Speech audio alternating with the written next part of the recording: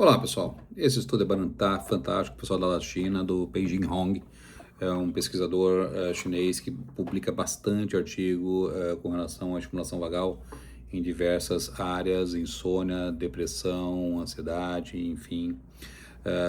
Um pessoal bem forte. Tá? Então, é um grupo que tem potência, né? Em termos de potência e consistência e de produção científica. Então, nesse estudo, utilizando estimulação vagal, eles fizeram um crossover, né?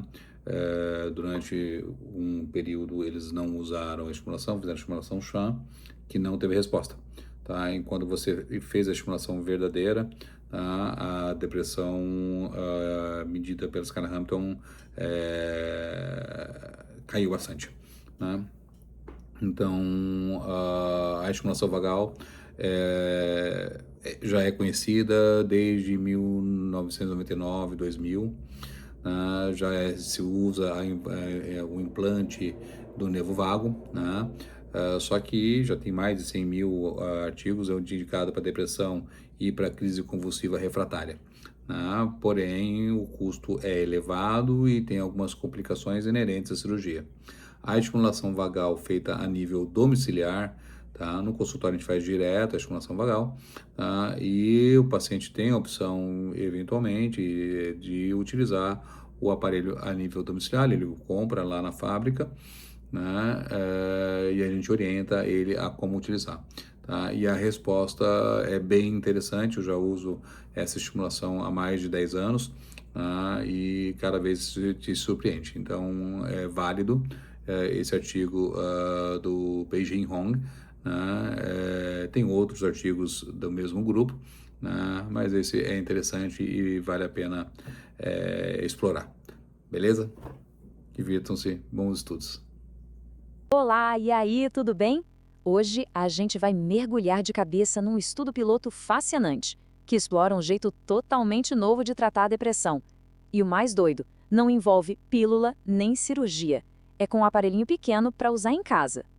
Beleza, vamos lá. Para a gente entender por que essas novas abordagens são tão importantes, primeiro a gente precisa ter uma noção do tamanho do problema, né? O transtorno depressivo maior, o TDM, não é só sobre estar triste. É uma condição que realmente debilita, que afeta a vida de milhões de pessoas e é uma das principais causas de incapacidade no mundo todo, impedindo as pessoas de trabalhar e viver normalmente.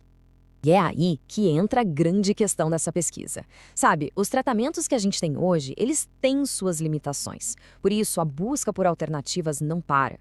Mas e se existisse um jeito de tratar a depressão que fosse acessível, seguro e que desse para fazer no conforto de casa? E é aqui que a coisa fica surpreendente. O estudo que a gente vai destrinchar hoje focou numa técnica que, olha, parece coisa de ficção científica. Estimular uma parte específica da orelha com eletricidade. A ideia por trás disso é que essa estimulação poderia influenciar diretamente os caminhos no cérebro que controlam o nosso humor. Então, para começar, vamos entender por que é tão urgente achar novos tratamentos. As opções que existem hoje, claro, elas ajudam muito a gente, mas a verdade é que elas estão bem longe de ser a solução perfeita para todo mundo. Olha só que dado impressionante. Os antidepressivos são geralmente a primeira coisa que se tenta, certo? Mas a adesão ao tratamento é um problemão. Seja por causa dos efeitos colaterais, por não sentir melhora ou por outros motivos, o fato é que mais de 2/3 dos pacientes acabam largando o remédio muito cedo, nos primeiros 3 meses. E o ponto principal é este aqui. Mesmo para quem continua o tratamento direitinho, a chance de ficar totalmente bem, de ter uma remissão completa, usando um único antidepressivo, é de mais ou menos 1/3. Isso cria um vazio enorme no tratamento, sabe? Deixa milhões de pessoas procurando um alívio que, infelizmente, não encontram. Então, a pergunta é, como é que a ciência está tentando resolver isso? Bom, agora a gente vai ver a grande inovação no centro desse estudo. Uma forma de estimular um nervo super importante na regulação do humor, sem precisar de cirurgia. Pois é, a ideia de estimular o nervo vago não é de hoje, não. Já existe um tratamento aprovado que faz exatamente isso. O problema, ele precisa de uma cirurgia para implantar um aparelho no peito, tipo um marca-passo. Funciona sim, mas os riscos, o custo, tudo isso acaba limitando muito quem pode usar. A grande sacada da nova abordagem é justamente eliminar a cirurgia da equação. E essa nova abordagem tem um nome: TAVNS. Estudos de anatomia mostraram uma coisa muito curiosa. A orelha é o único lugar na superfície do nosso corpo onde o nervo vago tem umas ramificações que a gente consegue acessar. A teoria, então, é que se a gente estimular essa área, dá para mandar sinais direto para as regiões do cérebro que controlam o humor. Tudo isso sem precisar de implante nenhum. Genial, né? E essa imagem aqui é perfeita para a gente entender o design do estudo. A área em vermelho é ali que o nervo vago está mais presente. É ali que o tratamento de verdade foi aplicado.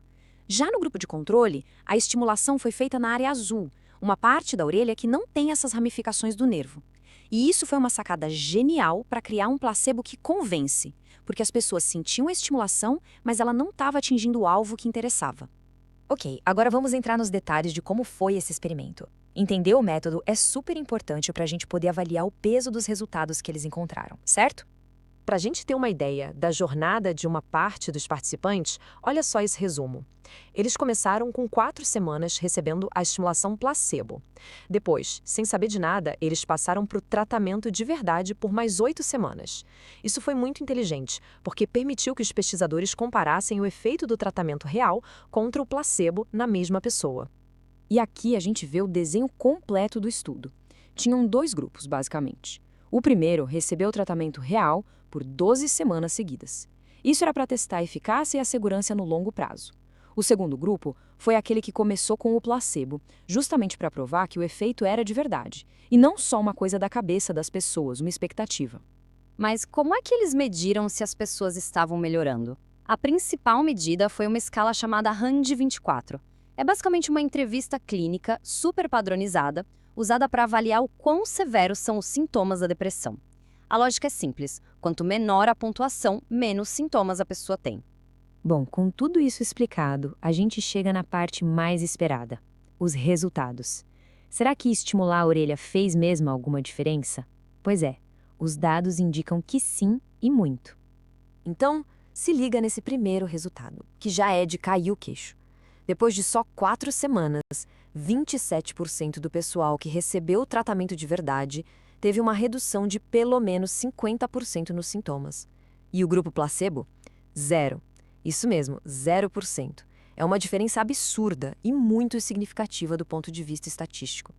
E esse gráfico aqui mostra a trajetória ao longo do tempo de um jeito brilhante. A linha vermelha, que é o grupo do tratamento real, mostra uma melhora constante. Mas olha que interessante a linha azul. Ela ficou lá em cima sem melhorar durante as 4 semanas de placebo. E aí, de repente, assim que eles mudaram para o tratamento real, pá, a linha despenca, mostrando uma melhora super rápida. Eles quase alcançaram outro grupo no final. Resumindo a história, os resultados foram muito claros. O TAVNS foi bem melhor que o placebo, os benefícios foram aumentando ao longo dos 3 meses e funcionou tanto para depressão leve quanto para moderada. E, um ponto super importante, foi seguro. O principal efeito colateral que apareceu foi um zumbido leve no ouvido que sumiu completamente depois que o tratamento parou. Agora, na nossa parte final, vamos dar um passo para trás e pensar um pouco o que esses resultados significam na prática e quais são os próximos passos para essa tecnologia que parece tão promissora. Essa citação da conclusão do estudo resume tudo perfeitamente. Os próprios pesquisadores concluem que o TAVNS é um método terapêutico promissor, seguro e de baixo custo. Eles mesmos destacam o potencial de ser uma opção viável, principalmente por ser seguro e mais acessível que outros tratamentos. Mas calma lá, é muito importante a gente manter os pés no chão. O próprio estudo aponta suas limitações. Por ser um estudo piloto, os grupos não foram escolhidos de forma aleatória, que é o ideal, o padrão ouro da ciência, né? E os pacientes sabiam em que fase do tratamento estavam, só os avaliadores que não. Então, para a gente ter certeza, são necessários estudos maiores e ainda mais rigorosos para confirmar tudo isso. E tudo isso nos deixa com uma pergunta final para a gente pensar. A pesquisa ainda está no comecinho, claro, mas ela aponta para um futuro onde o tratamento da depressão pode ser bem diferente do que a gente conhece hoje. A ideia de um aparelhinho seguro que a pessoa pode usar em casa se tornar uma opção de tratamento padrão é, no mínimo, uma esperança, então, não acha?